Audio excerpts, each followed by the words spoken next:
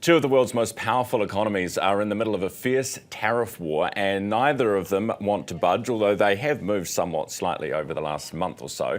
So how is the US-China rivalry shaping the global economy? Pulitzer Prize winning journalist and Brunswick's China Hub lead, Andy Browne, is in town for the China Business Summit 2025 and joins me at the desk. Good morning. Good morning. Great to be here. Great to have you here.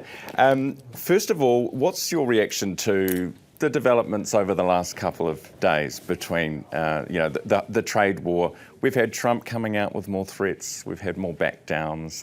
How seriously or how much attention are you paying to it? So the most significant piece of news is that Donald Trump is making nice with China.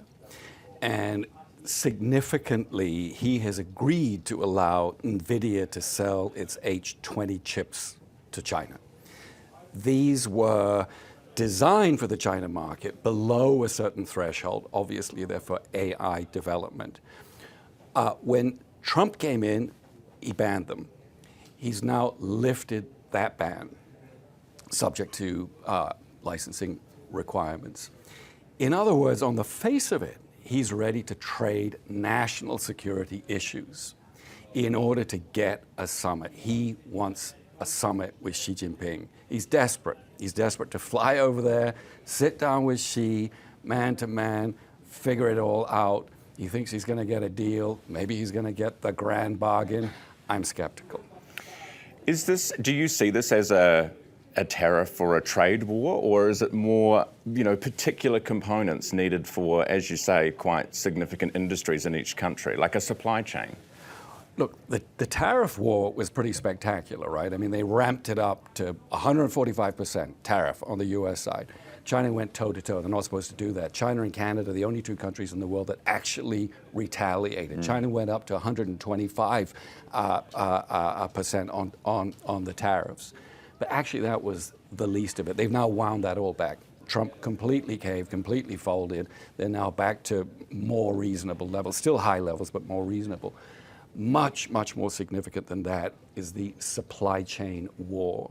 So when Trump ramps up to 145%, China said, okay, we're going to play our ace card. And by the way, the US got that completely wrong. Scott Bessent said, they don't have any cards. We have all the cards. They're playing with a pair of twos. And China flipped over the cards and showed an ace. And that was rare earths.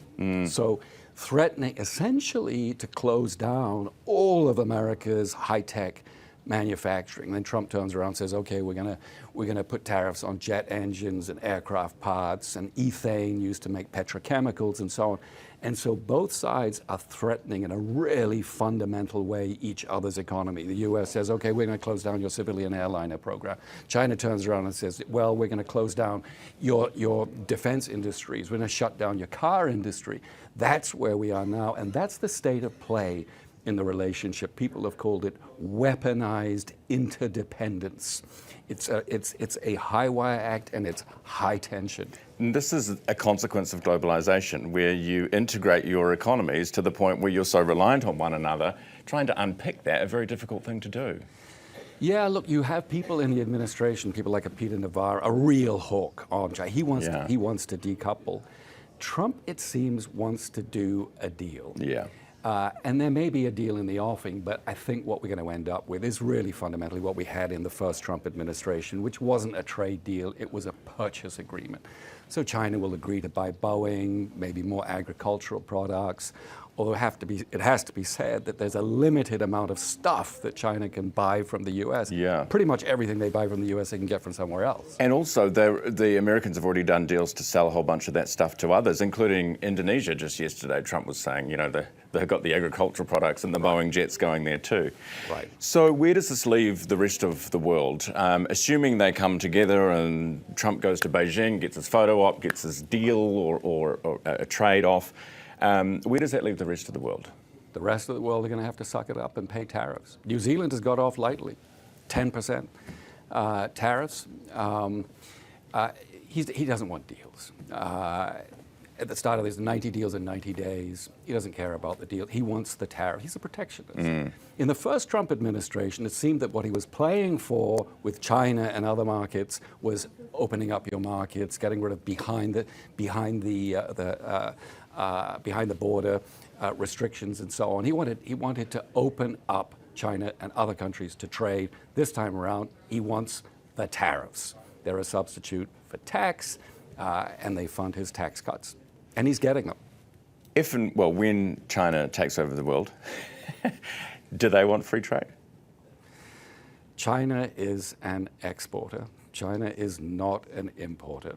They are your quintessential mercantilist economy. They run a $1 trillion trade surplus with the world, and I would predict that this year the United States trade deficit with China will increase rather than decrease. And fundamentally, tariffs don't fix this problem.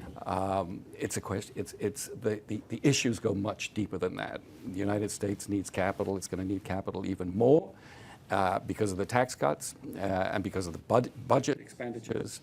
And when you get capital flowing in, the flip side of that, from an accounting perspective, is a trade deficit. That trade deficit is not going away.